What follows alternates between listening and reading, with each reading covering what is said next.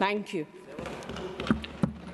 Thank you, Sri Chaudhry Mohammad Ramzan. मैं budget 26-27 पर बोलने जा रहा हूँ। जब मैं ये सबसे पहले ये बताना चाहूँगा कि रियासत जम्मू कश्मीर वाहिद एक रियासत है सारे इस कंट्री में जहाँ का बजट दो जगह बनता है। एक बजट जो ऑनरेबल फाइनेंस मिनिस्टर साहब ने यहाँ पर दिया जिसमें यूटी का भी बजट था, और दूसरा बजट जो हमारी असेंबली बनाती है, और हमारी असेंबली ने अभी जो बजट वहाँ पर बनाया JNK में 1,27,767 रुपये का करोड़ का बजट था, जिसमें करीबन 80,000 करोड़ कैपिटल एक्सपेंडिचर थे। और पार्लियामेंट की तरफ से जो ये बजट अभी ऑनरेबल फाइनेंस मिनिस्टर साहब ने दिया यहाँ पर, वो करीबन 43,000 करोड़ का है। मैं पूछना चाहता हूँ यहाँ पर ऑनरेबल फाइनेंस मिनिस्टर से, जो बदकिस्मती से यहाँ पर है भी नहीं, इनसे ये पूछना चाहता हूँ, लास्ट ईयर भी हमारा ये जो यूटी का बजट था सेंट्रल गवर्नमेंट ने 43,000 करोड़ रखा था। क्या वजह है कि इस साल भी इसको उसी पर रखा गया, जबकि बाकी स्टेट्स में करीबन 12, 13, 14, 18, 19, 20% तक बढ़ा गया है एलोकेशन, लेकिन रियासत जम्मू कश्मीर का जो बजट इस पार्लियामेंट से बना, जो फाइनेंस मिनिस्टर साहब ने दिया, वही रखा गया जो लास्ट ईयर था। हालांकि सब ये जानते हैं कि महंगाई ने आम लोगों का कमर तोड़ दिया है, कॉस्ट ऑफ लिविंग कितना हाई हो गया है, डॉलर का कीमत रुपए के मुकाबले में कितना बढ़ चुका है, और ये क्या नाम ऑनरेबल फाइनेंस मिनिस्टर से मैं यहाँ पर ये पूछना चाहूँगा, बल्कि रिक्वेस्ट भी करना चाहूँगा रियासत जम्मू कश्मीर के लोगों की तरफ से कि ये जो इन्होंने ये 43,000 करोड़ का बजट रखा यूनियन टेरिटरी के लिए, जम्मू कश्मीर यूनियन टेरिटरी के लिए, तो इसको बढ़ा दें उनकी ज़रूरियात के मुताबिक, और जो स्टेप अप आपने दूसरे स्टेट्स में दिया है वही स्टेप अप हमें भी दे दीजिए। मुझे याद है कि जिस वक्त 370 तोड़ दिया गया, इसी पार्लियामेंट ने तोड़ दिया गया 5 अगस्त 2019 को, उस वक्त प्राइम मिनिस्टर साहब ने जो तकरीर की वहाँ पर, उसमें ये कहा गया था कि ये हम इसलिए ये तोड़ रहे हैं कि एक तो हम यहाँ पर डाउनलोड इन्वेस्टमेंट होगी, बाहर के मुल्कों से लोग आएंगे रियासत जम्मू कश्मीर में इन्वेस्टमेंट करेंगे, और रियासत और मरकज़ी हुकूमत भी जो भी है दिल खोल कर वहाँ पर पैसे दे देगी ताकि डेवलपमेंट हो जाए। दूसरा उन्होंने ये कहा था उस वक्त कि ये जो हमारे कश्मीरी पंडित भाई हैं जो उस तूफ़ान में निकल गए, अब मुल्क के दूसरे शहरों में रहते हैं, उन्होंने ये भी कहा था कि हम इनको वापस बसाएंगे अपने अपने ठिकानों पर, अपने अपने घरों में। लेकिन क्या किया इस सरकार ने, उन्होंने उनकी जो एग्जाइल थी कश्मीरी पंडित्स की, उनको परमानेंट किया, कोई नहीं बसने गया उधर वापस जब से ये बीजेपी की सरकार आई है 2014 में। और इसी तरह तीसरी बात जो मैं यहाँ पर कहना चाहता हूँ, जो अनएम्प्लॉयमेंट के लिए ऑनरेबल प्राइम मिनिस्टर साहब ने कहा था कि हम 5 लाख नौकरियाँ दे देंगे, 1 लाख नौकरी हम out of the government sector दे देंगे और 4 लाख हम प्राइवेट सेक्टर में दे देंगे। कहाँ गई वो नौकरियाँ, कहाँ है वो नौकरियाँ जिसका वादा किया गया था? और इसके बाद ये भी कहा गया था 370 के तोड़ने के वक्त कि इससे रियासत में मिलिटेंसी ख़त्म होगी। मैं इस हवाले से पूछना चाहता हूँ, क्या वो मिलिटेंसी ख़त्म होगी? अभी आपका लास्ट ईयर हुआ पहलगाम वाक़ा सबको मालूम हुआ। हमारे रियासत जम्मू कश्मीर के लोगों ने खून के आंसू बहाए जिस वक्त वो वाक़ा हुआ, और हमने कंडेम किया, रियासत जम्मू कश्मीर के लोगों ने कंडेम किया। रियासत जम्मू कश्मीर के लोग हर गली, हर कोचे, हर बाज़ार, हर शहर में निकले सड़कों पर और उस एग्ज़ाम को कंडेम किया। लेकिन मैं यहाँ पर ये पूछना चाहता हूँ कि क्या वो मिलिटेंसी ख़त्म हो गई? आपने तो मिलिटेंसी को उस हद तक तरह दे दी कि पाकिस्तान के साथ अभी आपने एक जंग भी लड़ी। तो मैं यहाँ पर ये दूसरी बात ये कहना चाहता हूँ, उस जंग के नतीजे में क्या हुआ, एक को हर एक रियासत जम्मू कश्मीर के एक इंसान को अब सस्पिशन की नज़रों से देखा जाता है। मेरी गुजारिश होगी इस हाउस से, इस सेंट्रल गवर्नमेंट से कि जो सस्पिशन से आप रियासत जम्मू कश्मीर के लोगों को देखते हैं उसकी तरफ वो छोड़ दीजिए।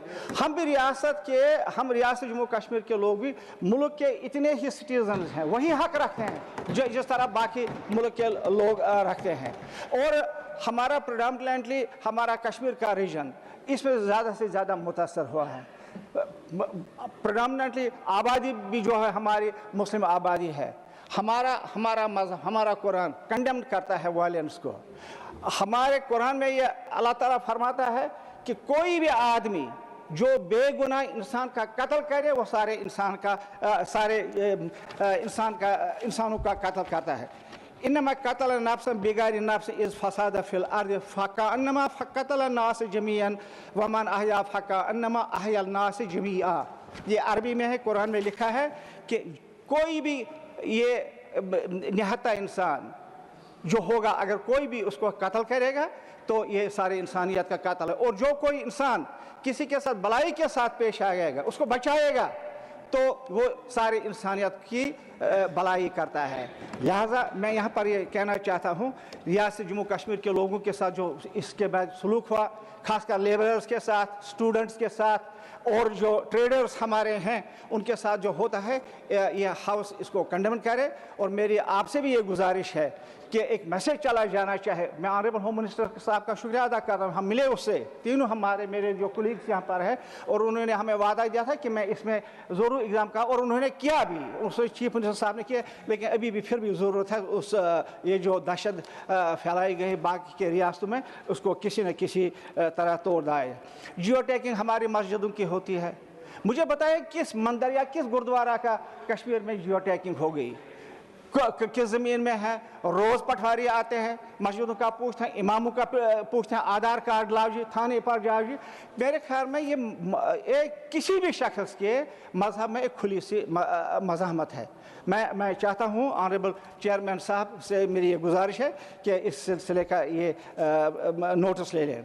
तो दूसरी बात मैं यहाँ पर कहना चाहता हूँ, अभी आप सारी कंट्री के नज़रों में आया होगा, वैष्णो देवी यूनिवर्सिटी में एडवर्टाइज हुआ, नीट के तरफ से वहाँ पर ये MBBS स्टूडेंट्स की सिलेक्शन हो गई और नीट ने उनको क्वालिफाई करवाया।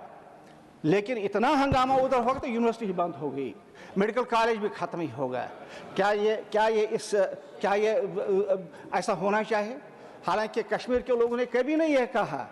अब लॉ यूनिवर्सिटी पर लड़ाई शुरू हो गई, लेकिन हमने कभी नहीं कहा IIT जम्मू में है, IIM जम्मू में है, एम्स जम्मू में है। हमने कभी ये नहीं कहा ये कि हम चाहते, हम सोचते हैं, हम जानते हैं और मानते भी हैं कि जम्मू हो या कश्मीर हो एक ही जिस्म के दो हिस्से हैं। लिहाजा ऐसा नहीं होना चाहिए, इसको बंद किया जाना चाहिए। मैं आपसे ये गुजारिश करना चाहता हूँ, ये किस किस्म की डेमोक्रेसी है जिसकी तरफ हम इससे चलते हैं? मैं इसमें नज़र रखने की ज़रूरत है। दूसरी बात मैं जो यहाँ पर कहना चाहता हूँ वो ये है कि हमारे पावर प्रोजेक्ट्स हैं।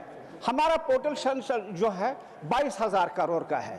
अभी तक हमने टोटल टैप जो किया है 2,000 करोड़ का ये है, और वो सेंट्रल गवर्नमेंट के पास NHP के साथ काफ़ी टाइम से है। एक दो मिनट तो NHP से के पास है। मैं चाहता हूँ कि हम पावर के लिए तरसते हैं वहाँ पर। क्या ये अच्छा होता है कि जो प्रोजेक्ट हमारे रिसोर्सेज अनटैप हो वो NHP से ले ले और वहाँ पर बिजली प्रोजेक्ट बनाए, लेकिन जो प्रोजेक्ट्स आपके पास पिछले साल हजार से पड़े हुए हैं आप हमें वापस कर लीजिए, हमारी रियासत का भी भला हो जाएगा। साथ साथ में टूरिज्म के बारे में वेरी इंपॉर्टेंट क्वेश्चन, हमारी पहचान अगर आप किसी को कहेंगे शहर श्रीनगर दारुल रियासत जम्मू कश्मीर का, शायद कोई नहीं पहचानेगा। लेकिन अगर आप डल की बात करेंगे या अगर आप वाइल्ड लाइफ सेंचुरी की वहाँ पर बात करेंगे कि सारे दुनिया के लोग जानते हैं कि ये किस हिस्से का है, हिंदुस्तान के किस हिस्से का ये है। आज जनाब डल के सामने 3,000 कनाल ज़मीन ली जा रही है जो CRP खरीदने चाह रही है, और उससे सेंचुरी जो है वाइल्ड लाइफ सेंचुरी जो वर्ल्ड फेमस सेंचुरी है, और ये डल गए, ये नामो निशान ख़त्म हो जाएगा। मैं आपसे इंटरवेंशन चाहता हूं, इसके लिए आप मेहरबानी करके इसके लिए आप वाज़ह हिदायत दे दें। और साथ में बस concluding sir, I am concluding आपको एक्स्ट्रा टाइम दिया गया sir, I am concluding just conclude sir मैं यहाँ पर कहना चाहता हूँ, गुलमर्ग पहलगाम है और इसी तरह हमारा ये क्या नाम रेजिडेंसी रोड है, ये गुलमर्ग का लीजेस खत्म हो गए, 700 साल से लोगों के पास होटलियर्स बने, काफी पैसा उन्होंने इन्वेस्टमेंट किया है उसमें होटलों में, आज तक गवर्नमेंट ऑफ इंडिया उसको रेगुलराइज नहीं कर रही है और जरूरत इस बात की है कि उसको फ्री होल्ड अप कर दे, चाहे रेजिडेंसी रोड का एरिया है, चाहे आपका गुलमर्ग का है, चाहे आपका पहलगाम का है, ताकि लोगों ने जो इन्वेस्टमेंट करोड़ों रुपए की है उसको वो फिर से बढ़ाए। मेरी गुजारिश है इसकी तरफ भी तवज्जो दिए। शुक्रिया sir. Next speaker is Shri G K बसार।